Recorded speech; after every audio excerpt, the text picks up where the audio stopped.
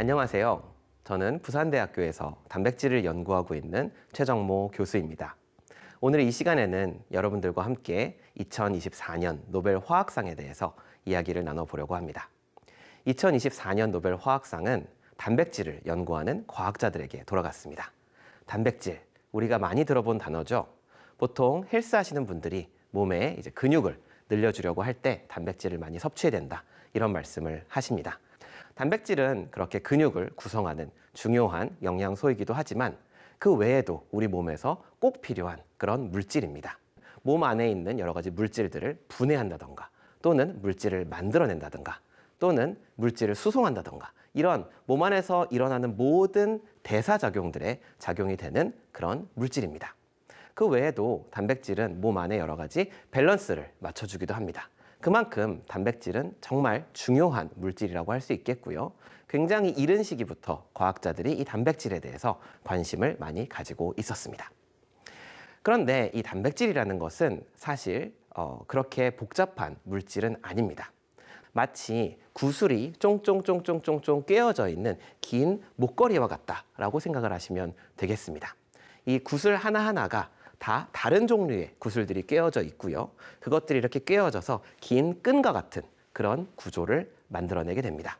이것이 기본적인 단백질의 구조입니다. 그런데 놀라운 점은 이렇게 생긴 단백질이 이 안에 있는 구슬들 사이에 서로 주고받는 힘들이 달라서 구슬들끼리 서로 잡아당기기도 하고 밀어내기도 합니다. 그래서 구슬들이 서로 밀고 당기고 하는 작용들이 일어나면서 처음에는 긴 끈과 같은 그런 구조를 가지고 있다가 차곡차곡 접혀서 하나의 3차원 구조를 만들어낼 수가 있습니다.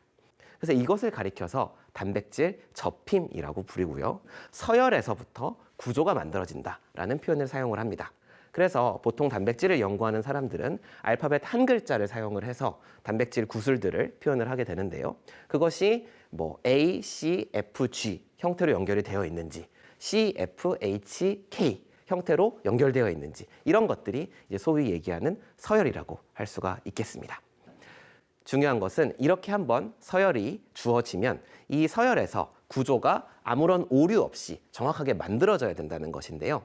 이 단백질이라는 것은 몸 안에서 여러 가지 기능을 수행을 해야 되는데, 그때 이 녀석들이 마치 로봇처럼 정확히 작용을 해서 여기에 있는 분자를 쪼갠다든지, 이렇게 생긴 분자를 붙인다든지, 이런 작용을 해야 됩니다.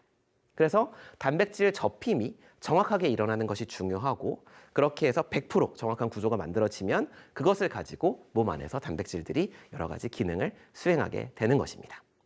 그러면 이것이 만약에 제대로 일어나지 않는다면 어떤 일이 벌어질 수 있을지 말씀을 드리겠습니다.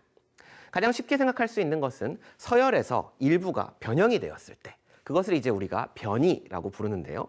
이 변이가 일어났을 때 서열이 변화되면서 기능을 수행하지 못하게 되고, 그러면 결국 세포가 원하는 기능을 이 분자를 통해서 할 수가 없기 때문에 병이 생기거나 심지어 심한 경우에는 죽음에 이를 수도 있습니다. 한 가지 잘 알려져 있는 예를 여러분들께 설명을 해드리도록 하겠습니다.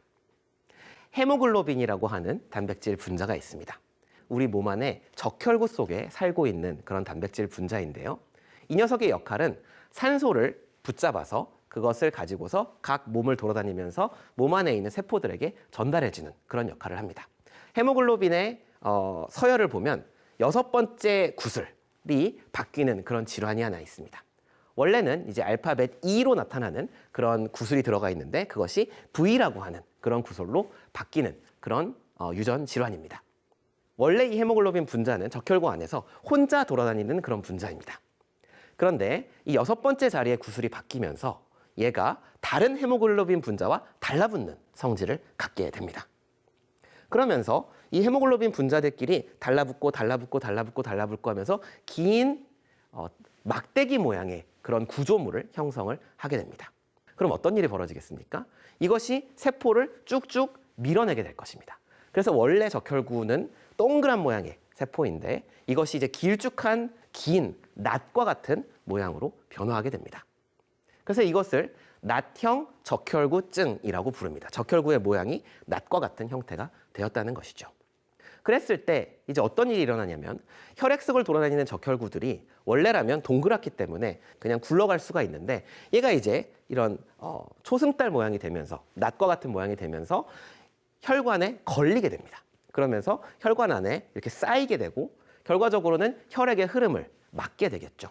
그래서 이 낫형 적혈구증을 앓는 분들은 많은 경우 빈혈을 앓게 됩니다.